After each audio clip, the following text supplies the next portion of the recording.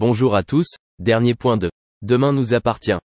Notre actualité du jour portera sur Demain nous appartient, spoiler, résumé en avance du 29 janvier au 2 février 2024 sur TF1. Demain nous appartient, spoiler, avant le 29 janvier au 2 février 2024, Chloé et Alex ont été les premiers à soutenir un Gilles désemparé. Gilles retrouve Cécile, sa nouvelle amante. Marianne a appris que Gilles allait se marier, elle l'a su trop vite. Cécile est kidnappée et Sébastien et Martin se retrouvent pour le dîner. Timothée mène une enquête et découvre que c'est un policier de Montpellier qui est en colère contre Samuel. Parce que sa femme est morte en couche. Marianne a beaucoup de soupçons sur Cécile, la nouvelle petite amie de Gilles. Raphaël ne supporte plus l'ambiance pesante du bureau, mais tout va bien pour Soraya et Gabriel. Maud a blessé Diego pendant le cours de sport de Mélodie, ce qui était un accident. Camille est décidée, elle se lance dans la vie professionnelle et Nathan la soutient. Sylvain pousse Charlie à prendre une décision radicale. Au commissariat, Georges, Karim et Roxane font le point sur l'enquête. Ils regrettent de ne pas avoir reçu de réponse de Florent. Timothée a enquêté sur lui et a découvert son historique PV.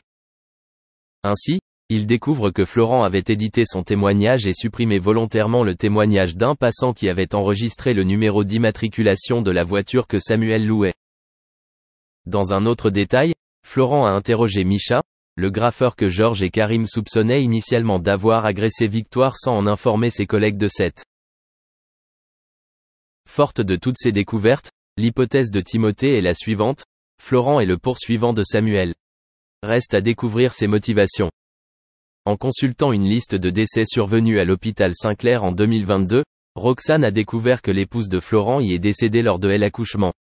Grâce au rapport d'autopsie, elle a confirmé que c'était Samuel qui lui avait donné naissance à ce moment-là.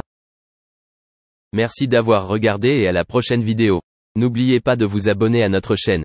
En attendant, dites-nous ce que vous en pensez dans la section commentaires si profonde. J'aime être reconnu et j'en ai besoin. Et ce trait de caractère, elle le partage avec Nicolas Sarkozy. En effet, ce dernier se complaît totalement dans la notoriété. Et comme sa femme, il assume totalement. Toujours lors de son interview. Carla Bruni en a également profité pour parler de son couple.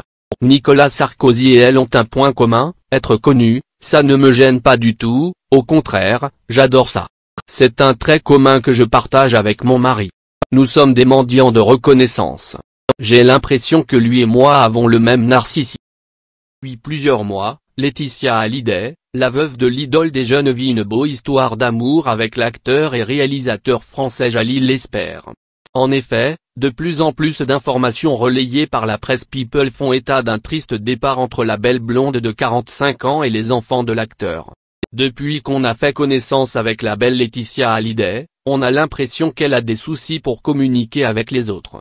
En effet, de nature timide, elle ne donne sa confiance qu'à une poignée de proches triés sur le volet.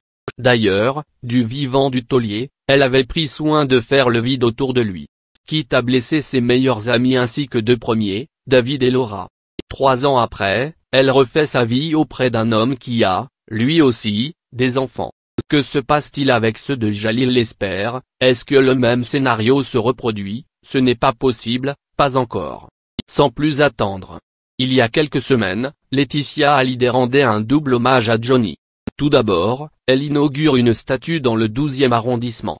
Dans l'assistance, il y avait bien entendu des fans ainsi que Jade et Joy. Ce qui